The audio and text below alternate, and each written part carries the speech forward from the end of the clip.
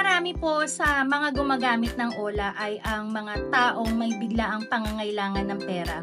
Subalit sa paggamit po nito ay hindi maiiwasan na magkaroon ng mga problema kahit na fully paid na ninyo ang inyong utang.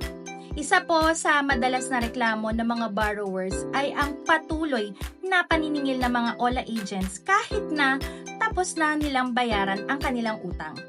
Kaya sa video natin ngayon ay ipapaliwanag ko po kung ano ang dapat gawin kapag nabayaran na ang OLA pero naniningil pa rin. Una, i-verify ang iyong pagbabayad. Tiyaking may hawak kang lahat ng ebidensya ng iyong pagbabayad.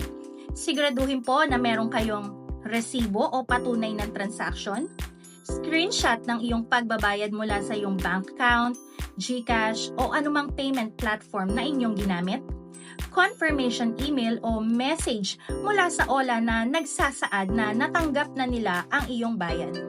Pangalawa, makipag-ugnayan sa OLA. Kung nakakatanggap ka pa rin ng mga demand letter o tawag mula sa mga OLA agents, agad na makipag-ugnayan sa kanilang customer service. Ipadala ang lahat ng ebidensya ng iyong pagbabayad at humingi ng confirmation na natanggap na nila ito. Mahalagang magtala din kayo ng lahat ng komunikasyon kasama na ang petsa at oras ng inyong pag-uusap at pangalan ng representative na nakausap ninyo. Pangatlo, huwag matakot magtanong. Kung may hindi malinaw sa mga sinasabi ng OLA representative, huwag mag-atubiling magtanong. Siguraduhin na uunawaan ninyo ang kanilang paliwanag at maaari kang humingi ng kopya ng buong statement of account mo at mag-request ng certificate of full payment o anumang dokumento na magpapatunay na fully paid na ang binayaran mong utang sa kanila. Pang-apat, humingi ng tulong sa mga regulatory agencies.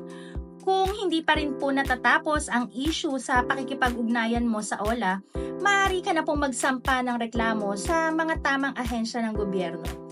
Katulad po ito ng Bangko Sentral ng Pilipinas o di kaya naman po sa SEC. Ilakip po ninyo ang lahat ng ebidensya at detalye ng inyong reklamo. Panghuli, kung sa kabila po ng lahat ng iyong pagsisikap ay patuloy pa rin ang paniningil ng OLA, makakabuti pong kumonsulta sa isang abogado.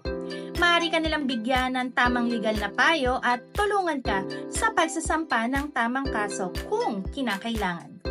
Tandaan, mahalagang maging mapanuri at maagap sa pag-aayos ng mga ganitong sitwasyon para po maiwasan ninyo yung dagdag na stress at problema. Ang pagbabayad po ng utang ay responsibilidad ng bawat isa. Ngunit, ang tamang pagkilala sa bayad ay tungkulin naman din ng mga nagpapautang. Huwag po kayo mag-atubiling ibahagi ang inyong mga karanasan dito po sa amin sa PhilFlag o sa iba pang advocacy groups na tumutulong sa mga biktima ng abusadong OLA. Ang pagbabahagi po ng inyong karanasan ay makakatulong upang magkaroon ng awareness ang iba pang borrowers at upang maiwasan ang mga ganitong klase ng sitwasyon. Ang PhilFlag po ay patuloy na itataguyod ang mga karapatan ng mga borrowers at magbibigay po ng suporta sa mga biktima ng mga abusadong lending practices. Kung ikaw po ay may karagdagang katanungan o di kaya naman po ay nangangailangan ng tulong, huwag po kayo mag-atubiling mag-message sa aming official Facebook page o di kaya naman po ay bisitahin ang aming website www.philflag.org. Muli po, ako po si Miss A para sa PhilFlag.